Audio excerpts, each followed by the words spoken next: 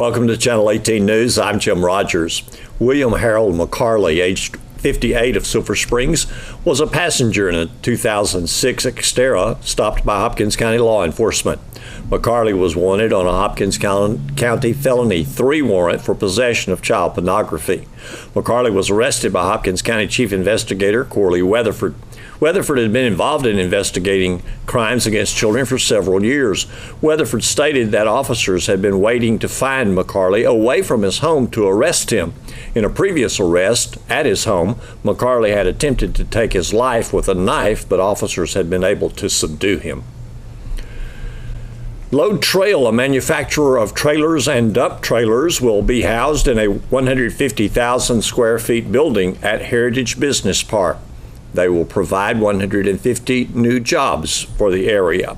On a windy Tuesday, local government and civic leaders attended a groundbreaking ceremony in Heritage Business Park for Load Trail, according to Tom Sellers, CEO of Alliance Bank and president of the Hopkins County Economic Development Board, who served as master of ceremonies for the event. Load Trail is known worldwide for the manufacture of trailers and dump trailers. I'm Tom Sellers. I'm president of the Hopkins County Silver Springs Economic Development Corporation. Welcome to our groundbreaking for Load Trail today. Appreciate the great crowd that we have today. Appreciate you coming out here.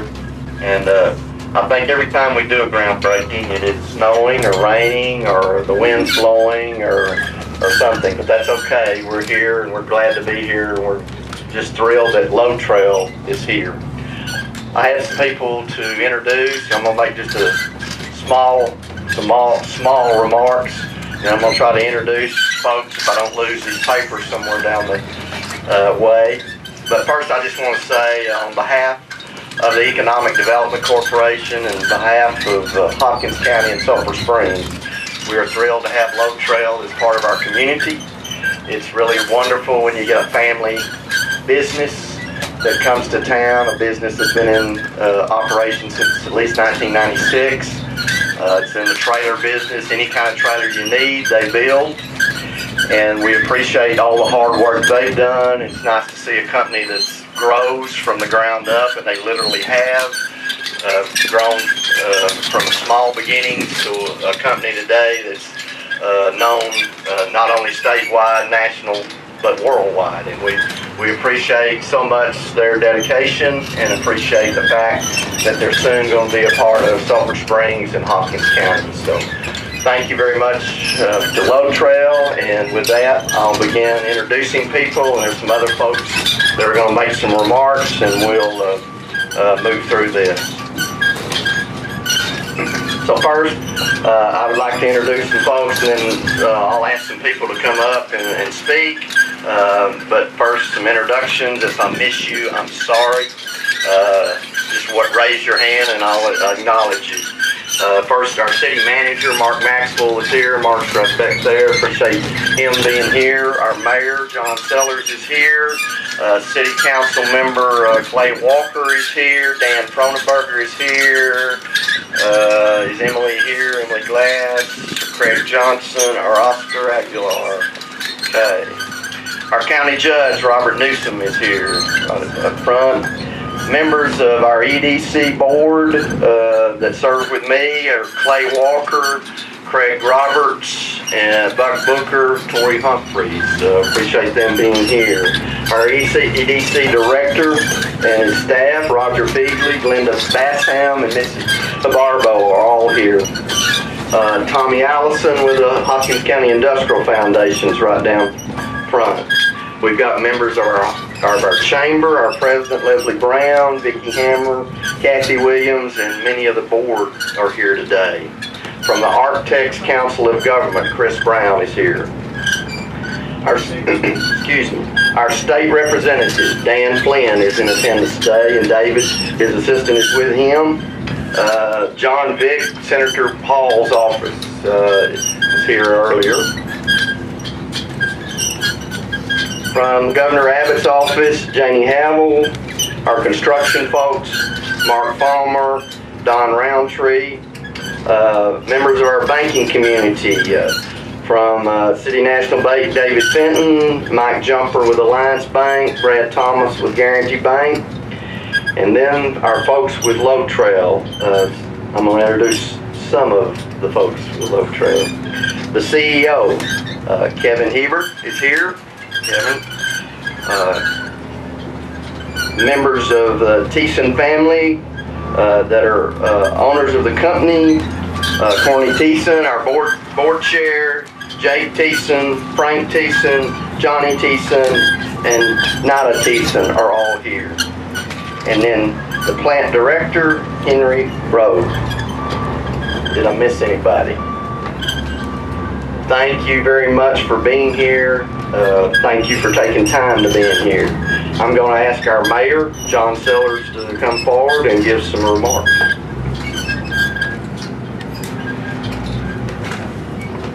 Thank you, Tom. I'd just like to say on behalf of the whole City Council, our manager, and the citizens of Sulphur Springs, I would like to welcome Low Trail to our community. It's an industry like yours that helps continue the growth and the diversification of our great city. Thank you for choosing our city to expand your business. We welcome the opportunity your company will provide in new jobs and the enhancement of our community. Thank you again for choosing Sulphur Springs.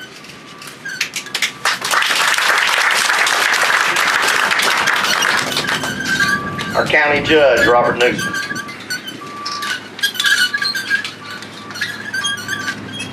And are any of the commissioners here today? All right, they were invited, but I know they're busy out on your county roads, taking good care of your county. So I want to speak for Hopkins County and just say thank you to Low Trails for being going to become a part of our community. And we want you to know that the courthouse is downtown, but we want to reach out to you. Anything you need, we want you to just call on us, because we want this to be a great, not only place for you to make a living, make your living, and make for our citizens a blessed place to be. And I want to, one other thing is just say that in Hopkins County, we have that kind of a community where we depend on each other. So if you have a need, don't hesitate to call Mark Maxwell. Don't hesitate to call me. Don't hesitate to call those of us who serve you. That's what we do. We serve you. So thank you so much for coming. We're looking forward to getting production, getting everything rolling. June or July, right, Don? Yeah. Anyway, we were teasing about that a while ago. But anyway, thank you so much, and we look forward to a continued relationship with you and a very prosperous Hopkins County. Thank you. Thank you, Mayor and Judge. And now our own state representative, Dan Flynn. Last Dan to come up. I know everybody's scared to death that I'm going to give a long speech and get it all prepared. And I just want you to know, in a situation like this, I used to comb my hair, but now I place it, and I can't even hold my hammer anymore. But what a pleasure to have you all coming into our community. I told someone earlier, but you know what? One thing that in the business that I'm in, we all learned that if you don't win east of Interstate 35, you can't get elected in a statewide election. And so what you're doing is you're enhancing our opportunity here. And what this first one is about 10 acres, and then we're looking forward to the next 30 acres plus. And they tell me some of the numbers that I was hearing really exciting, because it's everything we want in East Texas. And we are honored. It's just a real pleasure to have you come in here. And I want you to know the state of Texas is excited about it. We love to see new jobs coming in, and a number of jobs, and high-paying jobs. Those are the things that are really good for us to see. But my office is always open, and I want you to know that we're more than happy to work with you where we can. God bless. Thank you.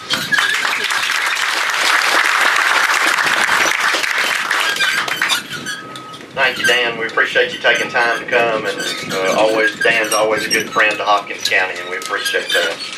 Now I'm going to ask Kevin Hebert with Low Trail to come and speak on behalf of Low Trail.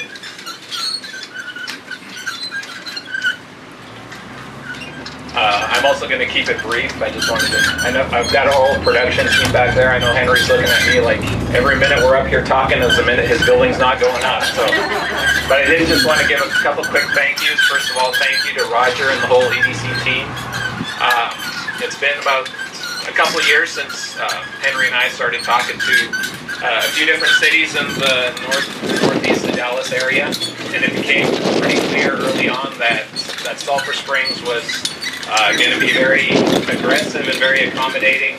Roger made it very clear that Sulphur Springs is open to business and welcoming businesses, not just getting the deal here done, but also offering help in any way he could. Also like to thank him that this project kind of evolved from where we started, and we've thrown a couple curveballs along the way. And just want to thank Don and his team, Roger for working with us as the project kind of evolved. Also just want to recognize and thank our production team, Henry and everybody that's worked on it, Brian, Edgar, for the work you guys have done. We started off just planning one plant here, and as the project grew, we realized it was going to be a little more complex and take longer than we thought. So, well, why not just make it 3 plants? So so instead of planning 1 plant, these guys had to do 2 other plants in the same time. But we're excited to see it going. Thank you guys for the hard work. And finally, I do just want to recognize and thank the owners of Low Trail and the Thiessen family. Coming from a background where a lot of businesses are thinking short term, it's been really refreshing working for an ownership group that every step along the way, we came to a lot of forks in the road on this project where we had to decide one option or another, and very few times did we not take the option that was going to be best long term, even when it meant they were going to have to write a much bigger check. So thank you guys for your trust in us and the management team and willing to make this investment. And we did basically bring the whole management team out here today. These are the folks that are going to make this a success. And hopefully we're out here again not too far along planning phase 2 of this thing. So thank you, Sulphur Springs, everybody involved in the project. We're looking forward to being in business here in a couple months, right, Don? There you go. All right, thank you guys.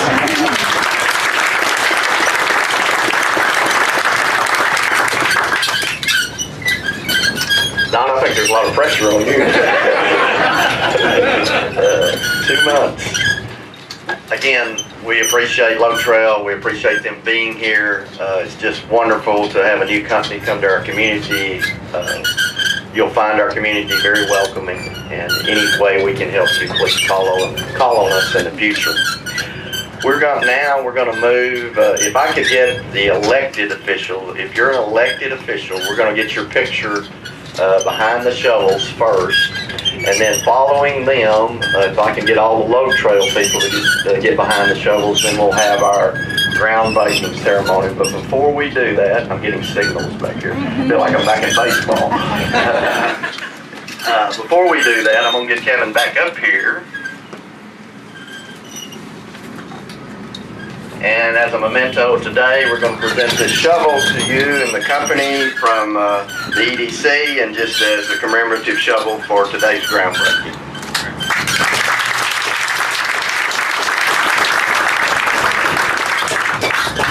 Okay, thank y'all for being here. And again, if the elected officials will go now and get their picture, and then followed by the Low Trail, and we'll get the groundbreaking, and then you're invited to the country club when we conclude, and we're going to have a lunch out there. Sulphur Springs Country. Thank you very much. Yeah, Low Trail, y'all stupid show. Get them all up. Yes. Get tired.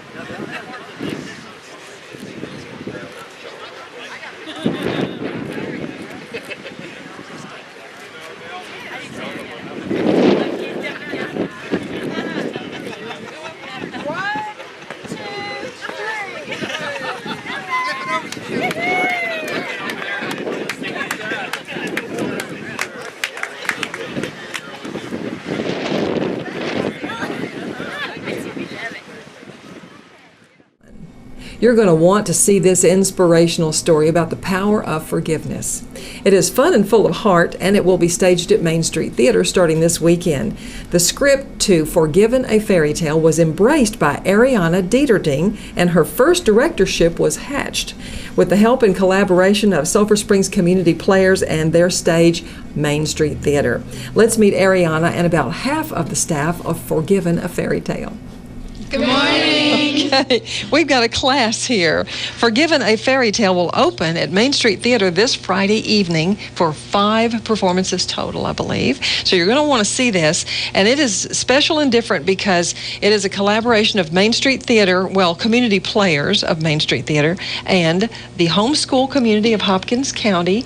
And the organization you're in is called Chess, is that right? And one of our speakers that you're going to meet this morning is director Ariana Dieterding. Good morning to you. Good morning. Hi. Tell us, if you will, how you came up with this idea of using Main Street Theater and channeling all this talent. I've been a part of Main Street Theater for about 1.5 years now, and my family and I have just done a lot of shows with them. We were a part of Chess. My whole family's homeschooled. I knew that there was interest and want into doing a play, and the easiest way I knew to do that would be to use Main Street Theater and the community players, and I was right. They're like the easiest people to work with. That's wonderful, and you're already familiar with that stage, although you didn't get to do your rehearsals there from day one.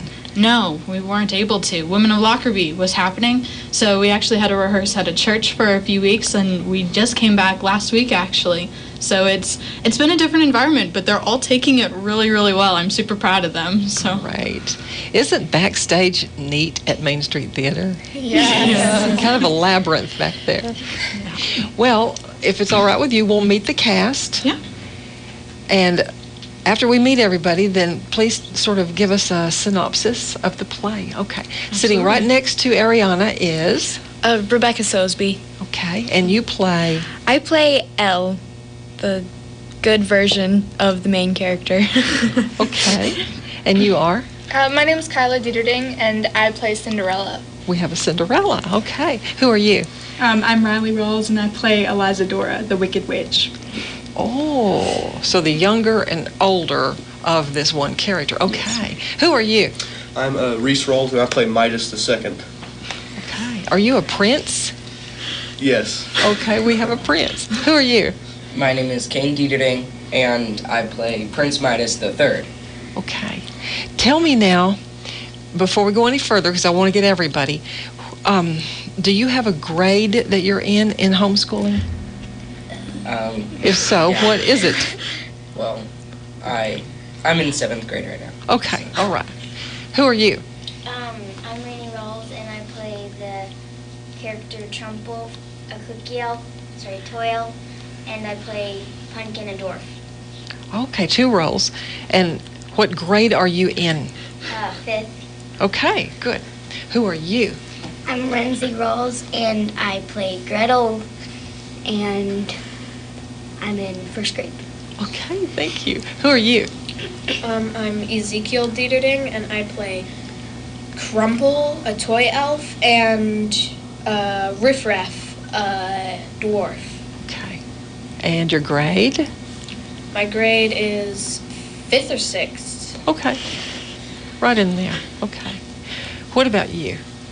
My name is Savannah Dieterding, and I play Goldilocks. Okay. And? I'm Racy Rolls, and I play Fairy Godmother, the Evil Queen, and Lady in Waiting.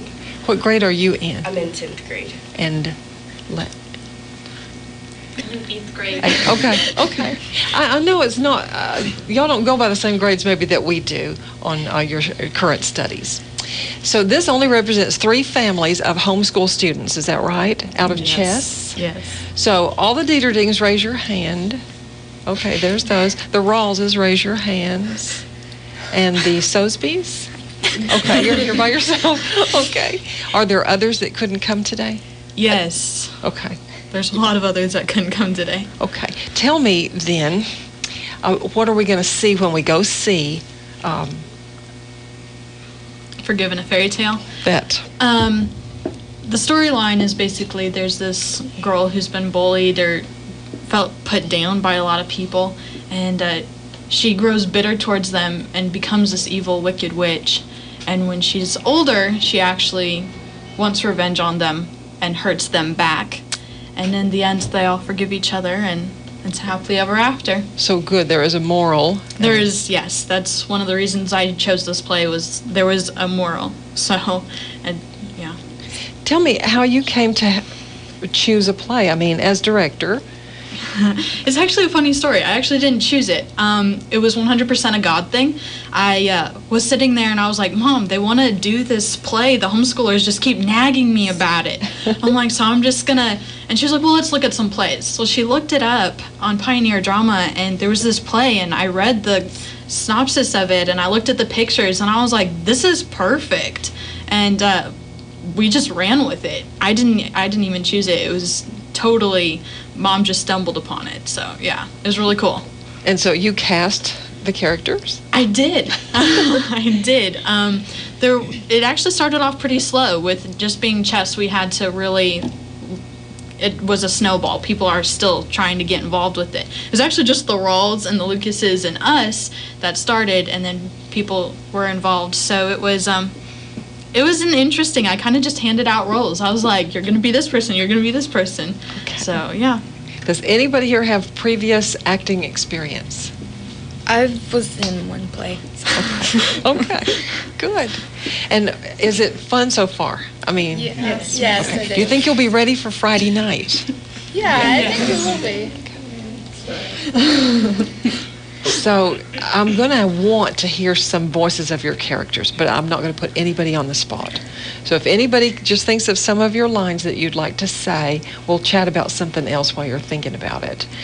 But in chess, what does chess stand for? Christian Home Educators of Sulphur Springs. So there's a lot of families in it? Yeah, there's a lot. I couldn't tell you the number, but I think it's like 50 to 75 families in it. So in our co-op that we do, we actually have over 100 kids involved, and it's not even all of chess. So. Well, the four of you that are sitting on the front, and including our Prince here, are in the older grades, if you want to call it grades, of homeschooling. So you have other activities besides just academics or classwork, right? How do you work this co-op? If anybody wants to contribute, you can. Does anybody else want to say anything? Do you do sports? Yes, we do have a basketball and volleyball program, and I think we added soccer this year. So. Okay. What about things you want to study, like photography or journalism or? Photography, and there are write classes that we take at our co-op. So we get a lot of those options at the co-op if we don't get those options at home. Okay. So. Riley. Talk about your book. Oh, and I enjoy writing, and so being homeschooled, I have a lot of time to work on that and blogging, and so it's a lot of fun to be able to learn that too. Tell me what you write these days. I enjoy writing fiction. I've written a couple of different novels, and I also blog, so it's fun. Amazing. That is amazing. What do you do, Prince? Not too much nowadays. Just aside from theater, I'm not fishing, I'm mowing lawns in our neighborhood, just... Okay. So is the play or the drama portion of it part of your schooling? Yes. Yeah, very much so. Okay, that's great. Okay, now I'm going to ask you, we can't run out of time. I'm going to ask you, what do you want to do when you're done being do you ever get through being homeschooled? Do you graduate? Yes, we do. Okay. What do you want to do after graduation? Well, I graduate this spring, but I'm going to be lifeguarding this summer, and beyond that, I'm really leaving it up to God right now. I've got a lot of decisions to make, but lifeguarding is my passion. So. I love your T-shirt. Will you tell us what it says? Oh, yeah. My lifeguard walks on water. Okay, I love that. With a scripture, Matthew 14, 22, and 23. Okay. What about you? What are your aspirations? I want to be a youth leader after I graduate. So I'll go to junior college and then Christian college to Okay, thank you, Rebecca. What about you? I'd love to be a journalist. I'd love to go to college after this and be hopefully some sort of traveling journalist. That would be fun. Is homeschooling helping you towards that? Oh yeah, yes. It gives me a lot more free time and more time to work toward my goals. Thank you, Kyla. And also Riley, you want to continue to write? Yes, ma'am. I'm hoping to continue to write. Okay. What about you, Reese? I would like to go to college and then go to the U.S. Marine Corps. Okay. All of you have some goals. Right now, your biggest goal is everything going good for Friday night. So anybody with a line or two that they want to give me from your role in the play Forgiven, a Fairy Tale. Zeke, you're being nominated. Come on and project for us. Woolly booger Trumple? That's really something. Okay, good. Anybody else? Come Well, on. I have a small one. Okay, go ahead. But she's wicked. That's good. And who is that about? That's about. Okay. Wicked what? Surely Cinderella has a line. Oh, me? Well, let's see. Do you have to use like an English accent or anything? No, I don't. I could, but I don't. No, I haven't been invited. I was really just hoping I would be invited. Besides, how would it look if I showed up at the royal ball without a date? Oh, so is it going to turn out to be a happy ending in this play? Yeah, and there's a couple twists that none of us saw coming either at the beginning of rehearsals. We added a few twists in there. Forgiven, a Fairy Tale, on stage at Main Street Theater. What are the evenings or days that it will be on stage? Who can tell me? April 6th, 7th, and 8th, and April 14th and 15th. So 6th and 7th will be at what time? 7. And then the 8th is a Sunday. Yeah, and that'll be at 2. Okay, and then back again for? Saturday and Sunday. And Saturday's at 7 and Sunday's at 2 again. So we get 2 Sunday matinees and 3 evening performances. Yep. Tickets are $10, just like usual, at Main Street Theater, at the box office when you go, or by reservation at 885-0107. Okay. Is there any particular person that you want to thank, or anybody that's really helped you along to this point? Just the community theater in general. They've contributed so much and helped a lot. That and to all of our moms. I know they're not in here, and some of them are still at home with littler kids and dads. But without them, I don't think this would have ever been pulled off. So to all of them, they've been a huge help and blessing, and so we owe a lot to them. Well, you are a delightful bunch. And as we're getting ready to close, we just have about another minute. If there's anything that needs saying or any detail we left out, Forgiven, a Fairy Tale, this Friday night. Don't miss it. It's opening night. And you will bring delight to these youngsters when they see the audience fill up, just as you will receive delight from them and their roles on stage and their enthusiasm. So everyone together, let's say something. You could say the name of your play, unless you have something. You guys want to say the name of the play? Say Forgiven. Okay. Let's say Forgiven, a Fairy Tale. Okay, in 3, 2, and 1. Forgiven, a Fairy Tale. Thank you all for coming in this morning. Thank you. Here's Don Julian with sports. The Wildcats baseball team lost their first district game of the season as they were defeated 2-1 in Hallsville Monday night. The Bobcats end the first half of district play at 6-0, while the Wildcats slipped to 5-1. The Wildcats scored their lone run in the top of the first as Ryan Humphreys hit a sacrifice fly that scored Austin Dodd. The Bobcats evened the score with a run in the bottom of the first. Hallsville scored the go-ahead run in the bottom of the third, and that's the way it ended. Hallsville 2, and the Wildcats won.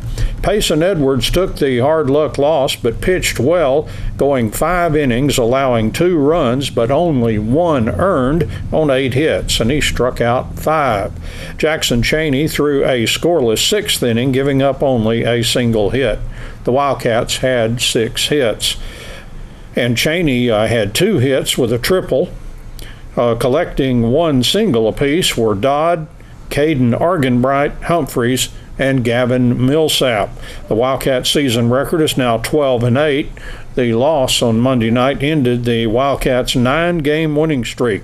The Wildcats will attempt to get back in the win column with the district game at Pine Tree Friday night.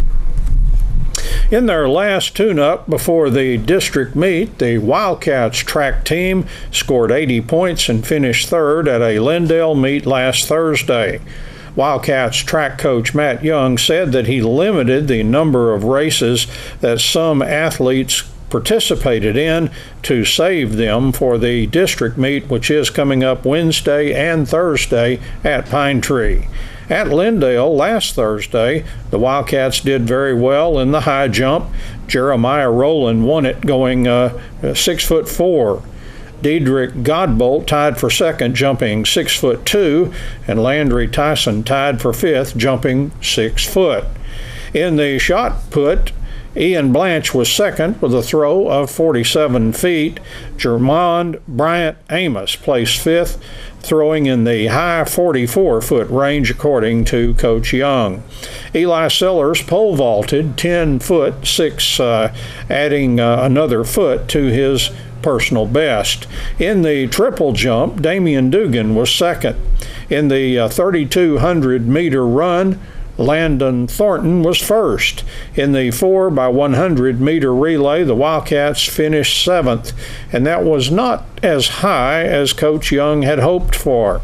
For district, Coach Young said the Lindale participants, Andy Edens, Simeon Taylor, and Dugan, would be joined by Ryan Humphreys. In the 4x200-meter relay last Thursday, the Wildcats finished 4th in a fast race, according to Coach Young. That relay consisted of Bryce McQueen, Edens, DeCorian Young, and Taylor. In the 800-meter run, Sellers had a top 3 finish, running in the 2:04 to 2:05 range, according to Coach Young. In the 110-meter hurdles, Colin Wade was 2nd, and Braden Wooten, up from the JV, finished 6th. In the 300-meter hurdles, Tyson placed. The Lady Cats track team finished 3rd in Lindale last Thursday, and Amani Taylor did the long jump, the triple jump, and the high jump. Coach Tristan Abram said she did a good job and medaled in all 3, and he wants her to do all 3 at the district meet Wednesday and Thursday. In the pole vault, Coach Abrams said Jaden Booth and Shelby McCormick competed. He said Booth set a personal record and placed. McCormick, just in from soccer, pole vaulted for the first time this track season. In the discus, Danielle Godbolt and Abby Beggs picked up points. Coach Abrams said that Bailey Arrington ran decently, and Ashley Noe did well in the 1,600-meter run. Sydney Washburn missed the Lindale meet to participate in a volleyball event in Chicago. Coach Abrams said that he changed up the order of the Lady Cats in the 4x100-meter relay, and he said the result left him very excited. Taylor, Sadavia Porter, Nasiah Dugan, and Abby Bayer finished 1st and ran a time of 48.9 that equaled the Lady Cats mark at the area meet last year. In the 100-meter hurdles, Faith Hatley was 2nd and Bayer was 3rd, and Hatley also finished 2nd in the 300-meter hurdles. In the 100-meter dash, Porter set a new meet record as she won the race. Dugan was 2nd, and freshman Breasia Ivory ran well enough to place 6th, but some faulty paperwork did not have her entered for the event. In the 200-meter race, Porter tied the meet record and finished 1st, and Ivory was 6th. In the 4x200-meter relay, the team of Taylor, Hatley, Ivory, and Dugan placed third. And finally, the Saltillo Lions and Lady Lions track athletes competed recently at the Fox Relays at Caddo Mills High School. The Lady Lions finished in 8th place. The Cumbie Lady Trojans had a 4th place finish. But for the Lady Lions, Sienna Collins took first in the 3,200-meter run. Christina Wade was 4th in the 1,600-meter run and 6th in the 800-meter run. Other Lady Lions competing were Danielle Ross and Ophelia Cabrera. The Saltillo Lions were 9th as a team at Caddo Mills. Hendrick Rios was 3rd in the 400-meter run and 4th in the 1,600-meter run. Trevor Moore was 4th in the 400-meter run and 4th in the 800-meter run. Thanks for watching Channel 18 News. Have a great evening.